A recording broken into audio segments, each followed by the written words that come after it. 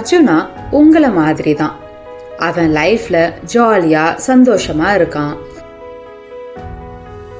ஸ்கூலுக்கு போவான், வெளியில ஃப்ரெண்ட்ஸ் கூட போய் விளையாடுவான். சாயந்தரம் ஆனா அவன் வீட்டு வெளியில நிம்மதியா உட்காந்து ஸ்நாக்ஸ் சாப்பிட்றது அர்ஜுனாக்கு ரொம்ப பிடிக்கும். அது அவனோட மீ டைம் மாதிரி ஃபீல் பண்ணுவான். ஒரு நாள் சாயந்தரம் அவன் எப்பவும் போல அவனோட ஸ்நாக்ஸ் பிளேட்டை எடுத்துக்கிட்டு வீட்டுக்கு வெளியில வந்து ஸ்நாக்ஸ் சாப்பிட உட்கார்ந்தான். அப்போ அவன் சாப்பிட்டுட்டு இருக்கும்போது அவன் பக்கத்துல எறும்பு லைனா போறத பார்த்தான். எல்லா எறும்பும் ஒண்ணு பின்னாடி ஒண்ணு போயிட்டு இருந்துச்சு. இத பார்த்ததும் அர்ஜுனாக்கு பிடிக்கல. ஏன் இந்த எல்லா எறும்பும் என்கிட்டயே வருது?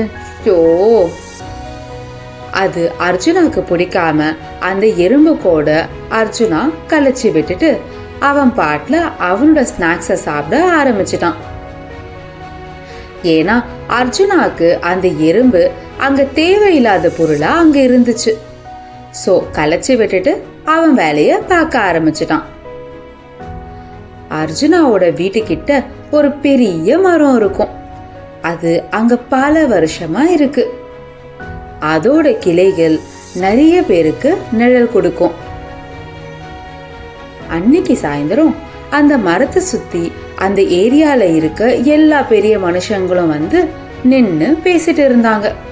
அத அர்ஜுனா கேட்டான். இந்த மரம் வெளிச்சத்தையே மறைச்சிடுது. நிறைய இலைகள் விழுந்து ரோடெல்லாம் குப்பையாக்கிடுது. நாம இந்த மரத்தை வெட்டிடலான்னு சொல்லிட்டு இருந்தாங்க. அர்ஜுனா இத கேட்டதும் பெருசா ஒன்னும் ரியாக்ட் பண்ணல. இந்த மரத்தை வெட்டிட்டா நமக்கு விளையாடுறதுக்கு நிறைய இடம் கிடைக்கும்னு நினைச்சுக்கிட்டான். அன்னைக்கு ராத்திரி அர்ஜுனா சாப்பிட்டு அவனோட ரூம்ல படுக்க போனான். வீடு ரொம்ப அமைதியா இருந்துச்சு. எல்லாரும் தூங்கிட்டாங்க. அப்போ அவன் பக்கத்துல ஏதோ ஒரு பொலிவு தெரியற மாதிரி இருந்துச்சு. அவன் பக்கத்துல கிருஷ்ணா தெரிஞ்சாரு. கிருஷ்ணா அர்ஜுனா கிட்ட பேசினாரு. அர்ஜுனா, இன்னைக்கு நீ உன்னை சுத்தி இருக்க எல்லா ஜீவன்களையும் கவனிச்சியா? அர்ஜுனா யோசிச்சான். ஆமா கிருஷ்ணா, நான் எறும்புகளை பார்த்தேன், ஒரு பழைய மரத்தை கூட கவனிச்சேன். அப்போ சொல்லு, நீ அவங்கள கவனிச்சேன்னு சொல்ற, ஆனா ஏன் எறும்புகளை துரத்தி விட்ட?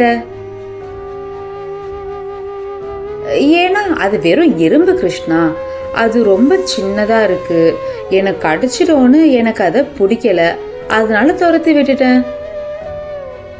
கிருஷ்ணா அமைதியா சொன்னாரு. அர்ஜுனா, சின்னதா இருந்தா அதுக்கு முக்கியத்துவம் இல்லைன்னு அர்த்தம் இல்லை.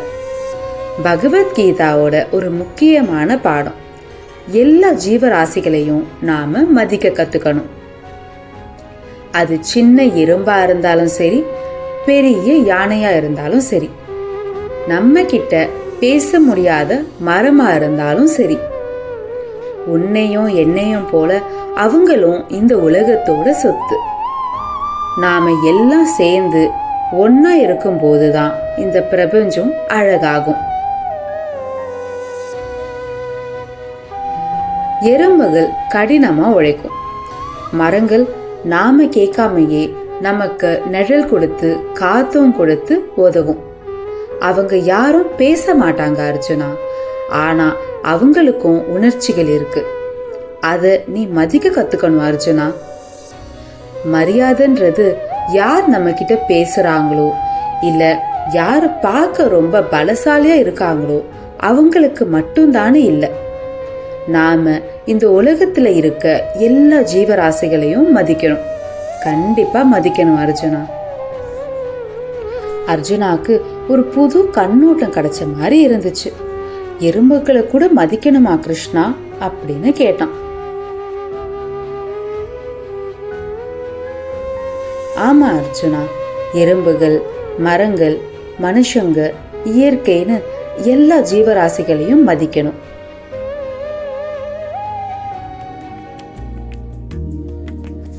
அடுத்த நாள் காலையில அர்ஜுனா அவனோட வீட்டுக்கு வெளியில உட்காந்துட்டு இருந்தான். அப்பவும் எறும்புகள் அவன் பக்கத்துல போயிட்டு இருந்துச்சு. இந்த தடவை அர்ஜுனா எறும்புகளை தட்டி விடாம அங்க இருந்து கொஞ்சம் நகர்ந்து போய் உட்காந்துட்டான். எறும்புகள் அது பாட்டுல அதோட வேலைய பார்க்க போயிடுச்சு. அர்ஜுனா நினைச்சுக்கிட்டான், நாம தான் எறும்புகளை டிஸ்டர்ப் பண்ணிருக்கோம், அது பாட்டுல அதோட வேலைய தான் பாக்குதுன்னு சொல்லி சிரிச்சுக்கிட்டான்.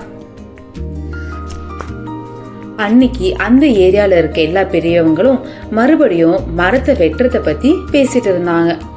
அப்போ அர்ஜுனா அந்த மரத்துக்கிட்ட போனான். அந்த மரத்தை தொட்டு பார்த்து அந்த மரம் கொடுக்கிற அமைதிய உணர ஆரம்பிச்சான்.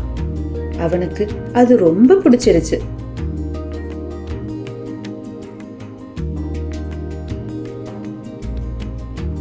அந்த பெரியவங்க எல்லாம் பேசிட்டு இருக்கும்போது அர்ஜுனா சொன்னான், நாம இந்த மரத்தை அப்படியே வச்சுக்கலாமா ப்ளீஸ்? இல்ல இந்த மரத்தை வெட்டி தான் ஆகணும்னா நாம வேற ஒரு மரம் நடலாமே? அத கேட்டதும் எல்லா பெரியவங்களும் அமைதியா நின்னுட்டாங்க, ஒண்ணுமே சொல்லல. அன்னைக்கு ராத்திரி அர்ஜுனா கிருஷ்ணா கிட்ட மறுபடியும் பேசினான். கிருஷ்ணா, இத்தனை நாள் இந்த உலகம் வெறும் மனுஷங்களுக்கு மட்டும்தான் நினைச்சிட்டு இருந்தேன். மத்த எதை பத்தியும் நான் யோசிச்சதே இல்லை. ஆனா இன்னைக்கு நான் என்னை சுத்தி எத்தனை ஜீவராசிகள் இருக்குன்னு உணர ஆரம்பிச்சிருக்கேன். இது ரொம்ப நல்லா இருக்கு கிருஷ்ணா. சின்னதோ பெருசோ எல்லா ஜீவராசிகளையும் சமமா மதிக்கிற கண்ணோட்டத்துல பார்க்க ஆரம்பிக்கிறது எனக்கே ரொம்ப நல்ல ஃபீல் ஆகுது கிருஷ்ணா. இத எனக்கு கத்து கொடுத்ததுக்கு ரொம்ப நன்றி. நான் கண்டிப்பா நீங்க சொன்ன மாதிரி இந்த உலகத்துல இருக்க எல்லா ஜீவன்களையும் சமமா மதிப்பேன். இது என்னோட ப்ராமிஸ். தேங்க்யூ கிருஷ்ணா.